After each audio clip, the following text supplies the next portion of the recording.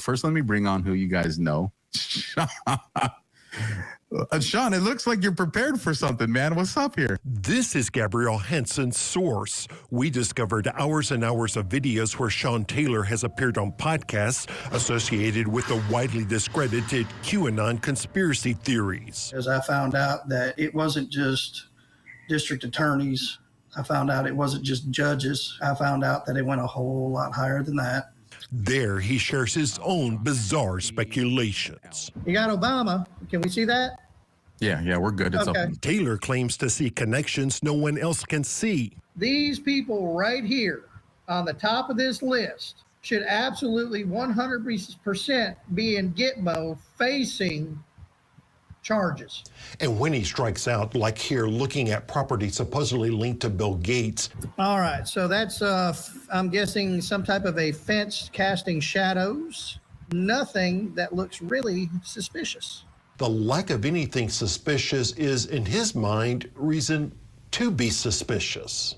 And when I don't have anything that looks suspicious, that makes me think something's up. Sir, this is about a criminal investigation, and we cannot discuss it. Now Taylor has landed in Millersville as assistant police chief, promising to root out the corruption he sees there. A self-described gypsy cop, court records showed the conspiracy theorist has bounced from town to town, sometimes keeping a job for just a few months at a time. And every time that I will go to an agency and start digging, they will always, as soon as I start showing them everything, they shut me down. Yeah, I mean, you heard that right. You heard it right.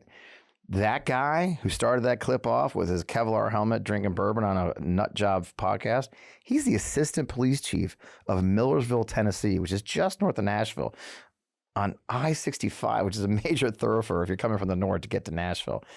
That insane story was published on May 20th, and believe it or not, he still has a job. And he's been conducting police operations that are completely illegal and a host of other bizarre efforts to prove his bizarre theories, his extremist views, his QAnon beliefs. And he's got the full support of his police chief, the district attorney, and the city council of his city. That's where we're at in some parts of our country. So why should we care about a conspiracy-obsessed cop in a town of 5,000 in Tennessee? Well, this week, the Republican, if you saw it, the Republican National Convention is unfolding and the MAGA wing of the party is fully taking control. Tennessee has had a majority Republican rule for, well, decades. Super majority rule for decades. And that has become, that majority has become increasingly extreme for a lot of the reasons we talk about the show a lot. When all you've got is Republicans running, those who are running aren't threatened by the left side of their flank. They're worried about the right side of their flank, forcing them to become more extreme and more beholden to guns and more beholden to big money. And that's where we're at in places like Tennessee. I've been telling you for a while, you can see the future of the U.S. in the microcosms around the country. Like mine here in Missouri, where I live. I tell you a lot of stories about Missouri. I bring guests in from Missouri, like Rabbi Bogart, talking about the challenges of our transgender families here in Missouri. I brought you last week the ladies from Oklahoma from the I've Had It podcast, who were just hilarious, by the way. Down in Oklahoma and the struggles they've had with Christian nationalism.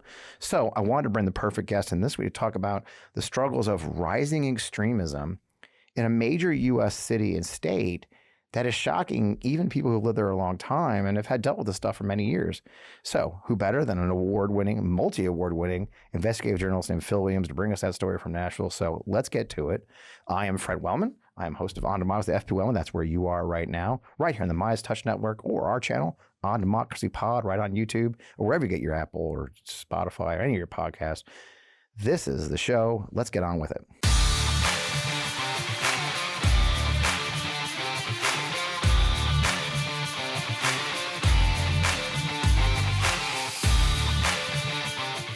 Oh man, welcome. I am Fred Wellman still. I know I was Fred Wellman 30 seconds ago. Here I am still. Welcome to On Democracy with FP Wellman, right here on the Midas Touch Network, wherever you get your podcast fix. I am so excited to have this week's guest. I've been wanting to have him on for a while. You saw that crazy intro, right? And there's a lot more that came from Phil. And there's guests you always want to get on your show, and it's just a matter of the right time. And I thought after this crazy stranger than fiction week we've had with an assassination attempt and the RNC just in itself. I thought it was a perfect time to have an award-winning journalist, Phil Williams, join us. Phil is the investigative reporter for NewsChannel 5 in Nashville for more than 3 decades, to include all the time I lived in Tennessee, Phil. Phil has set the standard for serious investigative journalism on the state and local level. He's made a difference in his community year after year, earning him the industry's highest honors and praise from peers. You just won another award, Phil. Congratulations, I know, for your work on last year's election. You know, I got to tell our guests about you, though, Phil. One of my favorite stories about Phil is that I've heard is that a prominent Nashville political strategist once said, when asked about Phil's work, he said, if the press calls, just call your PR person. If Phil Williams calls, call your lawyer because you're in trouble. and I get that as a former spokesman for people who got those calls. So, Phil, welcome to the show and welcome to the Midas Touch Network, sir. Thank you so much. You know, that sometimes makes it difficult to get people to return my phone calls. I can imagine. Again, as a former spokesman, I get that too. They're all crouching behind their computer and open, you go away. But you don't. That's your specialty. you know, I opened with that clip of Sean Taylor, and I love that. That's the very first story you did on this story. We'll open with that one, and it's shocking. A lot of people may not know about it, but I like the story in the sense. Well, because it's crazy, let's be honest. But just that one clip we showed, Phil, is your very first story where you kind of show him being on this podcast, being this nutter with a Kevlar helmet on, drinking whiskey. And then within 30 seconds, half a minute, he's briefing people as the assistant police chief of a small town north of Nashville, which, by the way, has a major highway going through it. So you can't just ignore it. You know, I-65 goes right through it. You know, you've covered some bizarre stories, but that one, man, I mean, that's a crazy story, isn't it? Yeah, and this is the first time that I've really encountered someone with this QAnon mindset who actually has power, who has political power, who has power as a law enforcement officer. And this, you know, so, you know, he had these crazy ideas that, you know, everyone from George W. Bush or George Bush Sr. to the Clintons to Al Gore and Warren Buffett, all these powerful people were involved in child sex trafficking. And, you know, it wasn't that big of a deal when he was a nobody. But suddenly he has a gun and a badge, and he's the assistant police chief in this department. And he's trying to use his power to prove his theories. And so that's the first time I've ever encountered anything quite like that. Well, I think that what baffles me about it, and we'll work our way to that last piece too, is, I mean, you've covered the story since May. I think May 20th was the first story, and it's ongoing. I think what shocked me as a person who's been a government spokesman, who's been a political campaigner and everything else, been in the government, he's still there. Like the city founder, the city fathers, the district attorney, of course, the police chief who hired him, they seem in no interest of heeding the warnings they're getting that he should go somewhere. He really does have the support of the leadership with almost unchecked power, doesn't he? Yeah, exactly. The city commission has 5 members. 3 of the 5 members are silently in his camp. And I'll tell you how bad it got. He had a podcast in which he questioned whether the Covenant school shooting here in Nashville, March 27th of last year, that resulted in 3 children and 3 staff members being killed. He had all these bizarre conspiracy theories about how the police video was staged and the school employees who were helping guide police to the shooter were, quote, too calm, and just wacky stuff. And even his boss, the police chief, defended him. So, you know, where do you go from there is the question. Yeah, and that's what kind of scares a lot of us with these movements, right? You know, I'm a pundit guy, right? And it's easy to talk about them and somewhere laugh. I think what got me about the story is, unlike, I mean, I've said it for years. I lived in D.C. when the Comet Pizza shooting occurred. So many of us have taken this seriously for a long time. But it seems like a lot of people in America kind of see it as a lark or something that's not funny. But in this case, you've literally got a guy with a badge and a gun and the power of the law behind him and the government behind him to pursue these theories. And that's culminated in your latest story, which is why I called you this week, where he put together a sting operation for child sex trafficking. But instead of doing it by the book, he brought in in like these nut jobs from the internet, right? They broke just a dozen obvious laws. I mean, tell our viewers, if they haven't heard about this latest thing you stumbled on, which is amazing that you found the inside information. What has he been doing that's the most shocking thing you've seen so far? Well, I think this latest story that we've had, may have some repercussions at some point, Finally. at least potentially, because he believes that all of these powerful people are involved in child sex trafficking. He thinks if you can lure some sick perverts to his town, to his community, that you can arrest them and blow the whole thing wide open. Right. Now, people who have real knowledge of this issue will point out, people who are preying on the internet are probably not the people who are actually doing human trafficking. It's two different issues. Right. But that aside, because he thinks the Tennessee Bureau of Investigation, the Tennessee Department of Safety is also involved in the child trafficking, he doesn't trust any other law enforcement agency but his own. And so he brought in this, semi-vigilante group called Veterans for Child Rescue, involving a former Navy SEAL, Craig Sawman Sawyer, to run the operation. Now, here's the problem with that.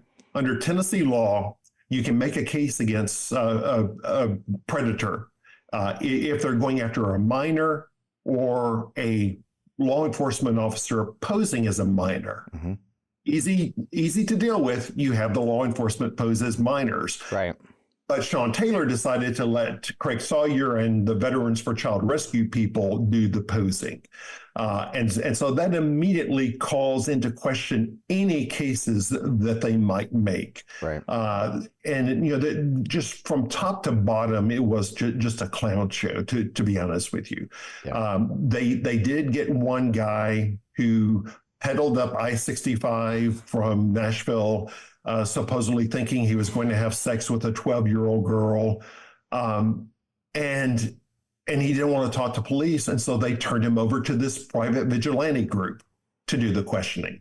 Again, that's not how you do it if you're following the law. Any statements that guy made is going to be thrown out. Yeah. And then I guess one of the more disturbing things is, we have these secret recordings where one of the detectives is saying, yeah, we're sending this guy to the Robertson County Jail. He's probably not going to come out of there alive, and boasting about it. Yeah. I mean, there's no sense of constitutional rights in this conversation. Yeah. This is, we're sending him somewhere where, whether he's guilty or innocent, he may be killed, and we're okay with that. Yeah. And that's vigilante justice. That's extrajudicial punishment. I mean, there's a whole layer of things there that get into some of our fears about where our country could go if we're not very careful. And these are people, and I think what's disturbing, again, is going back to that point we made earlier, circling back, is he has the full support of his police chief, of his district attorney, I watched a story that talked about pre-signed search warrants and a whole lot of things. And I found it fascinating that I remember the lawyer you interviewed is your station's like 2-decade legal analyst saying, this is the most outrageous things I've ever seen in all the years I've been doing legal analysis. It is outrageous. And I guess for me, we circle back to, look, Millersville's what, 5,000 people plus? I think it's not a big town. Yeah, exactly. What are people saying? Are there citizens that get it? I mean, at what point does this become untenable for even elected officials who have that much power? Well, again, we get back to the political climate. Yeah. There are a significant number of people who sort of buy into these, QAnon conspiracy theories, that they've got an election coming up this fall, and we'll see where the community is. Yeah. Yeah. Is there any kind of a movement? I mean, and that takes us to Franklin. When we go south to Nashville, the story you broke last year, which was fascinating as it unfolded with Gabrielle Hansen, I believe was her name, running for mayor. But she was sort of, that's where the story started with Sean Taylor, isn't it? She highlighted Sean Taylor as her source. I remember now. I remember she said, it all circles back. So for those who aren't familiar, can you tell folks about that story if they're not familiar with what happened there and why it was so significant for your region? Because again, I segue there because Millersville, of course, is a small town, a little bit north of Nashville. It's a little bit more red if you know the state. Franklin, well, the whole region is kind of red. Franklin's a whole different beast, you know. Franklin ain't a small town, and it's certainly not. It's very well off. I mean, a lot of the country stars live in Franklin, don't they? Yeah, exactly. It's a very affluent community. It has a picturesque main street. Gorgeous. In fact, so picturesque that there was actually a Hallmark Christmas movie, I think it was, that was shot there. Yeah. And so, this is, and we titled our project eventually, Hate Comes to Main Street, because this is this is a town where you least expect something like this, because there's a lot of affluence, there's a lot of education, and yet you had, and everyone pretty much in the political world there is Republican or independent. There are no real, blue Dems. Flavors of Republican. Right. But so you had an incumbent mayor who's Republican, but then you had this very promising Republican candidate for mayor who was challenging him. Very media savvy, had just the right looks you needed for a successful campaign. And it really looked like she was going to be successful. She ran on an anti-LGBTQ Christian nationalist sort of platform. But then all of a sudden, as we were starting to investigate her, investigating questions about her background, suddenly white supremacists show up at a candidate forum to provide security for her. Rather than repudiating them, she defends them and shares some of their talking points. And oddly enough, and you and I were talking before we started recording about our strange lives that we live. I knew the white supremacists because one of them had threatened to kill me about 20 years ago. And so it was kind of like homecoming with him. It was like, oh, how you doing? Been a while since I've seen you. Long time no see. But because I have the history in this community, I was like, okay, I know who these characters are. Right. These are not good people. But she never really repudiated them. But I think here's the good news. The community reacted to the truth being told. There was a record voter turnout, and she lost in a landslide.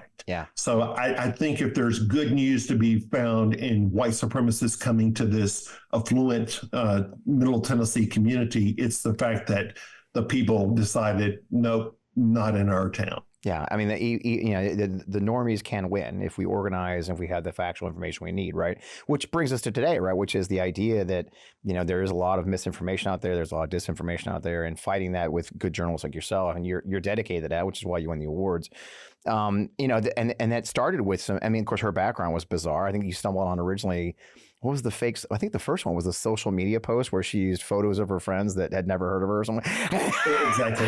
It was she had lifted a photo and claimed that they were her friends, and using some AI search engines, I was able to track down the women, and they were like, nope, we're not supporters. We're in some cases they was like, we've never met the woman. I remember it's kind of like, I remember thinking at the time when you were in this story, Phil, it was like, it's like those people who keep the original picture on the picture frame they buy, right? Look, here's my beautiful family at the beach. Is that a price tag? No, it's my family. It's like all my best friends, but they're black. No. It is kind of that kind of story. I remember being shocked by it, and we laugh about it, which is the thing, right? We can kind of laugh about it, but like you said, I want to pull a bullet you said out of there. Oh, I knew the guy because he threatened my life 20 years ago, and I think that's where we're at, and it's much further, because you did say something before we talked too. What was the call you made to your wife about that, though, Phil? At one point, there was a threat that had been phoned in, and police had showed up at the house, and I was like, just want you to know, the police may be at the house when you get home, but there's nothing to worry about. Which police being at the house and telling my wife there's nothing to worry about didn't quite work for her. Which is kind of where we are and where we are with the extremists. So what we're going to do, we're going to take a sponsor break there, and we're going to come back and talk about your most recent story you did about that rising extremism, and then tie that into what we're seeing in the State House as well. So with that, we have great sponsors as always here at the Midas Touch Network and at On Democracy. We'll be right back. Hey, let's face it. After a night out with drinks, I do not bounce back the way I used to when I was in my 20s as a young officer in the United States Army, full of strength, where we drink all night, then go working out the next morning. And lately, it's been not as easy since I'm a grandpa now. That is until I found Z-Biotics pre-alcohol. Now, pre-alcohol is the world's first genetically engineered probiotic. It was invented by a PhD scientist to tackle rough mornings after drinking. And here's how it works. When you drink, alcohol gets converted to a toxic byproduct in the gut. It's this byproduct, not dehydration, that's to blame for your rough next day. Now, pre-alcohol produces an enzyme to break this byproduct down. Just remember to make your Z-Biotics your first drink of the night, then drink responsibly, and you'll feel your best tomorrow. Look, I won't lie. I don't hit the clubs anymore. I'm not that guy. But what I do is I take my partner and we go to outdoor concerts here in our town. We will sit down in the heat of the sun in the summer. We'll drink wine. We'll drink beer. And it kind of sneaks up on you. And the next thing you know, you're feeling a little bit under the weather. So I decided to give Z-Biotics pre-alcohol a shot. And man, what a difference. Believe me, it is the real deal. So for vacations, weddings, birthdays, reunions, there's so much going on. Get the most out of your summer plans by stocking up on pre-alcohol now. So it's easy. Go to zbiotics.com/Fred to get 15% off your first order when you use Fred at your checkout. Pre-alcohol is back with a 100% money-back guarantee. So if you're unsatisfied for any reason, they'll refund your money, no questions asked. So I'm going to go back to it again. Just make sure it's clear. Remember to head to zbiotics.com/Fred. Use the code FRED, F-R-E-D, at checkout for 15% off. Thank you, as always, Z-Biotics, for sponsoring this episode and for the good times you help me continue to have. If you're like me, you understand the pain of finding out what to wear each day. I mean, most clothes I have are uncomfortable, never actually the size I really am, and not to mention how much time is wasted trying to find a good outfit. And when you do have a good fit, you can only wear it for a few hours. We have to change for an important meeting or dinner, find a new outfit. Now, everyone wants to dress well at all times because, simply put, it's a confidence booster, even for men like me. Men's closets were due for a radical overhaul and reinvention, and Rhone stepped up to the challenge. Rhone's commuter collection is the most comfortable, breathable, and flexible set of products known to man, and here's why. Rhone helps you get ready for any occasion with the commuter collection, which offers the world's most comfortable pants, dress shirts, quarter zips, and polos. You've never have to worry about what to wear when you have the Rhone commuter collection. With Gold Fusion anti-odor technology, you'll be smelling fresh and clean all day long. And on top of that, Rhone is 100% machine washable, so you can just ditch it all in the dry cleaner, or ditch the dry cleaner completely, put it all in your own washing machine yourself. You know, I'm obsessed with the Rhone commuter collection. We're on the move a lot, whether it's I'm catching a flight or I'm going to a meeting or whatever. The Rhone commuter collection has never let me down so far. The commuter collection get you through any workday and straight into whatever comes next. So here's what I want you to do. I want you to head to rhone.com/Fred. Use promo code FRED to save 20% off your entire order. That's 20% off your entire order when you head to rhone.com/Fred and use code FRED. It's time for you to find your corner office of comfort.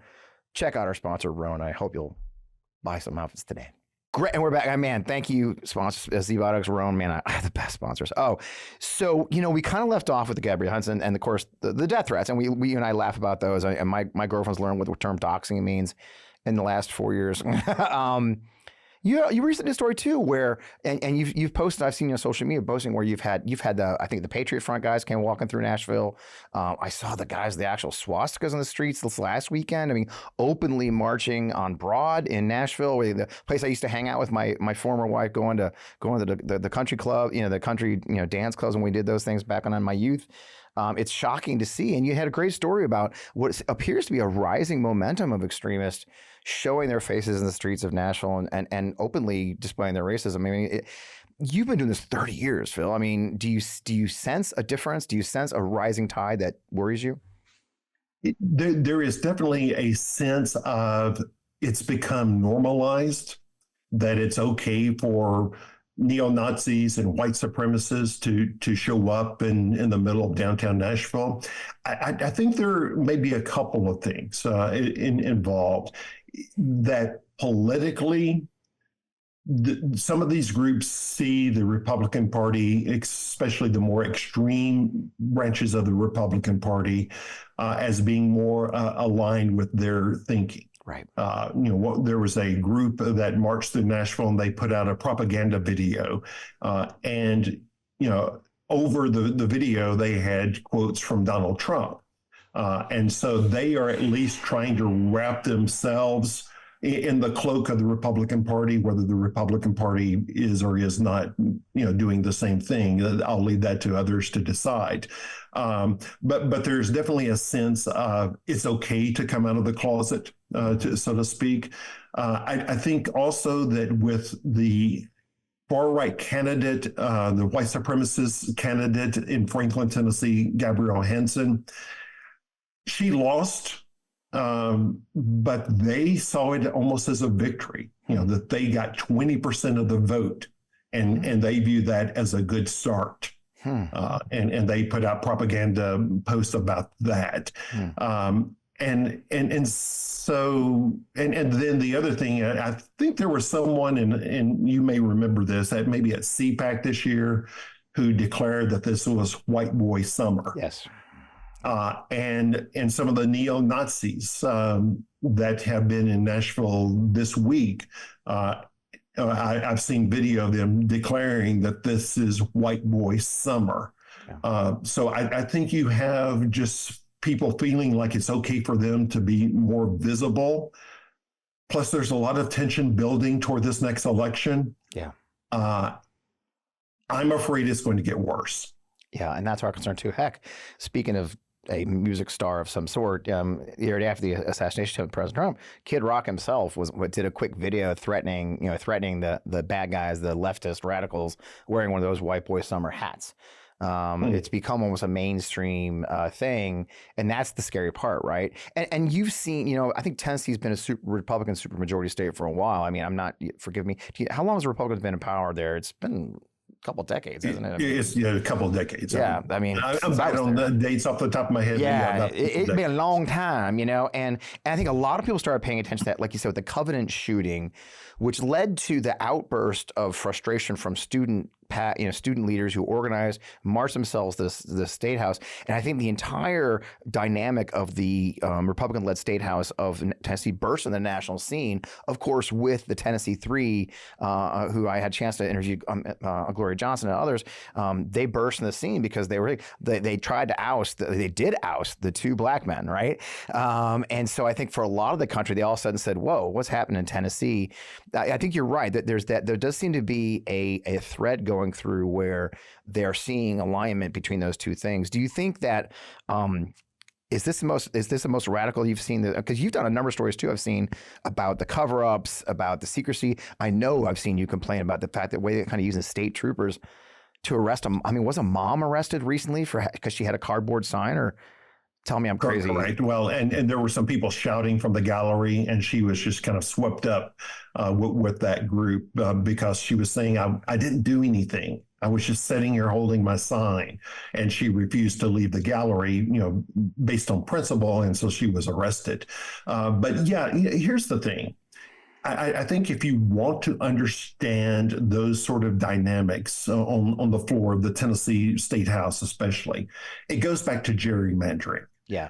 Because the Tennessee House, if you look at Tennessee politics, typically about 60% of the vote will go to the Republican in a presidential race. Yeah. 40% or so will go to the Democrat. Yeah. So it's about a 60-40 state. Yeah. But if you look at the State House, for example, I think it's something like 79% of the seats are Republican.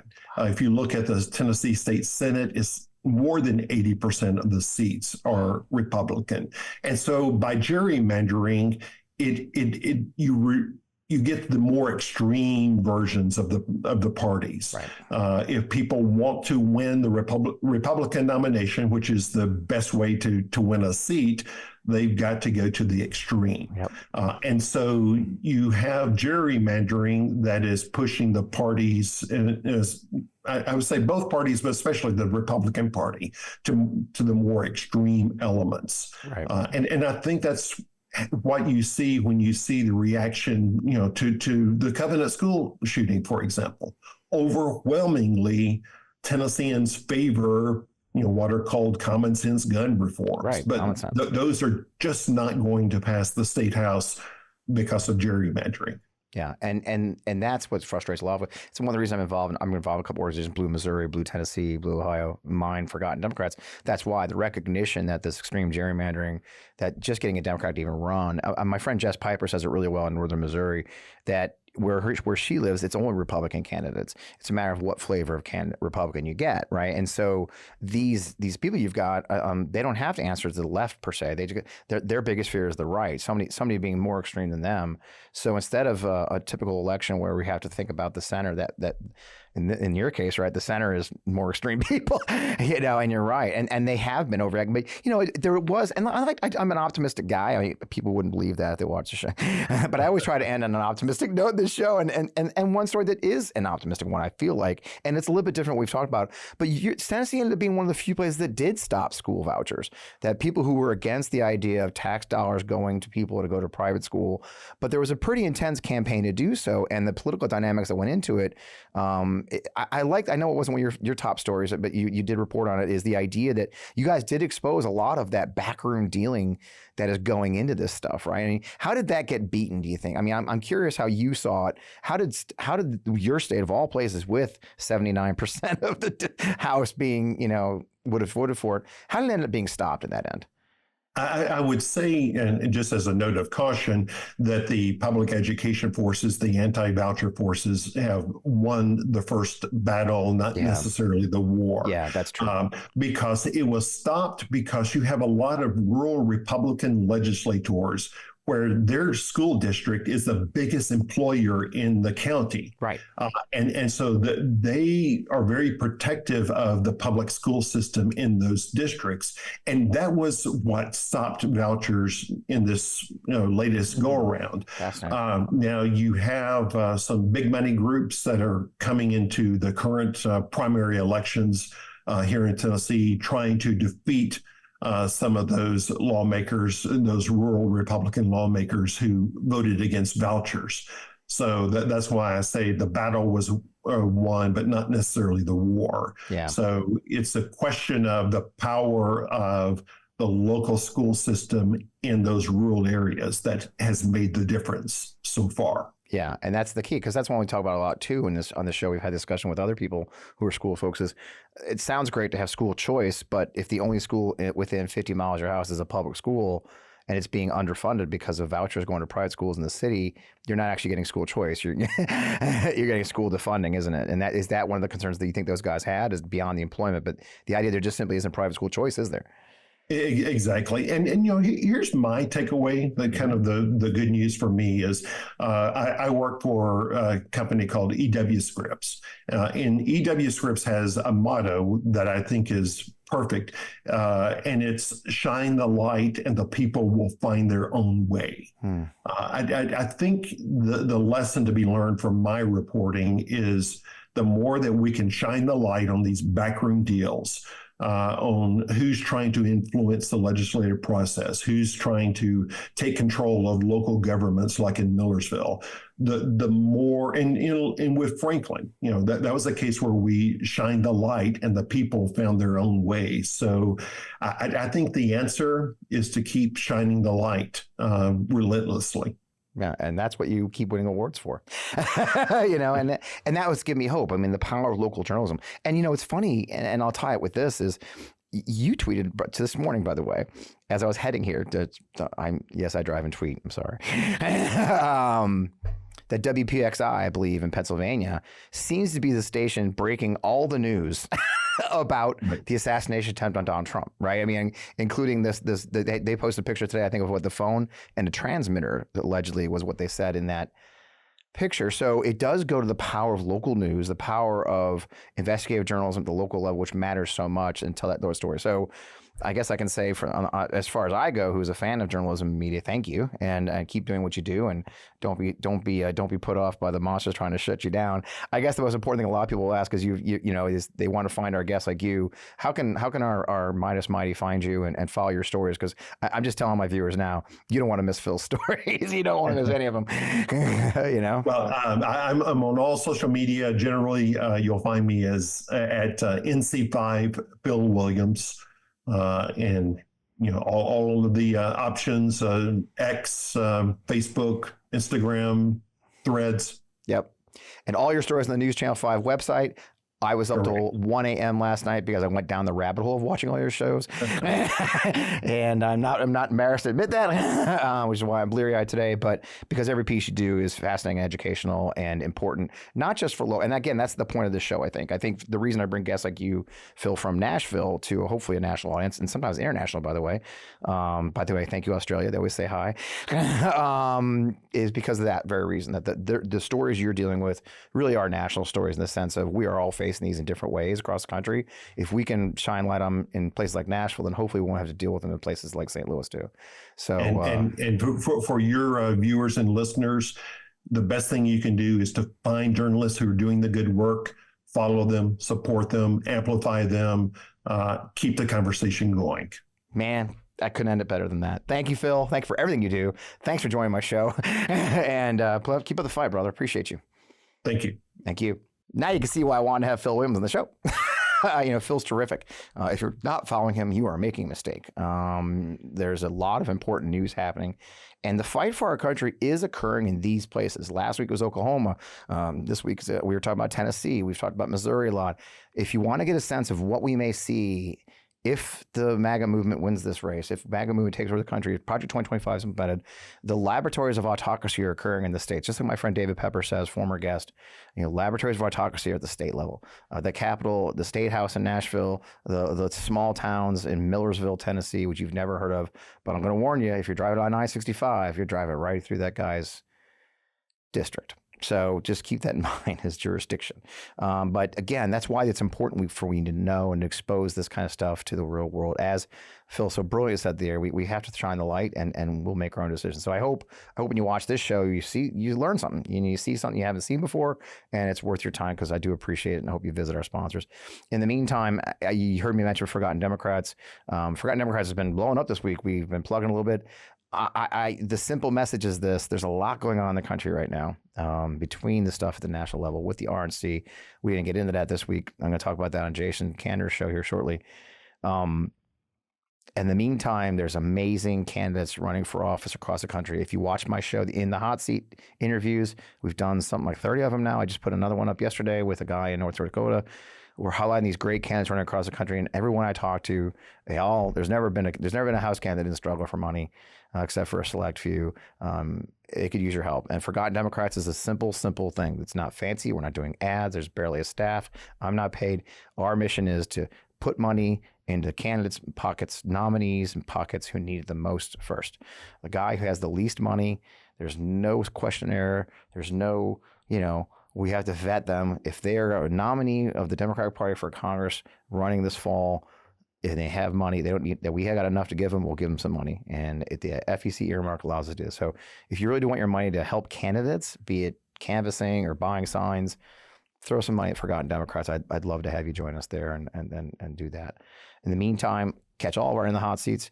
In the meantime, the most important thing is there's a lot of crazy going on right now. We talked about it a lot last week. I think I did a little rant. My frustration with our continued attacks on Mr. Biden is evident and clear if you follow me on social media. I am tired of it. I'm tired of delaying the fight against the people who actually want to destroy our democracy. I hope you're not participating in that dogfight and you've made your decision and that we're going to keep forward, because the opponent is not our own party. The opponent is not the pro-democracy coalition. The opponent is Donald Trump, MAGA, Project 2025. And if you watched any of the RNC convention this week, if you watched any of the RNC, you saw it in full display, from that ridiculous rap video titled FJB to everything else going on. The hatred. There's no unity, okay? None. And then you see somebody like Marjorie Taylor Greene saying that she likes the Vance pick because they agree on everything. Okay? The selectee for vice president agrees with Marjorie Taylor Greene on everything. That enough should make you get the vote, drag your kids and everyone else you know, give them a ride to the voting booth in November. So with that, I'll let you go. It's been a great week. Thank you. Keep up the fight. We'll see you soon.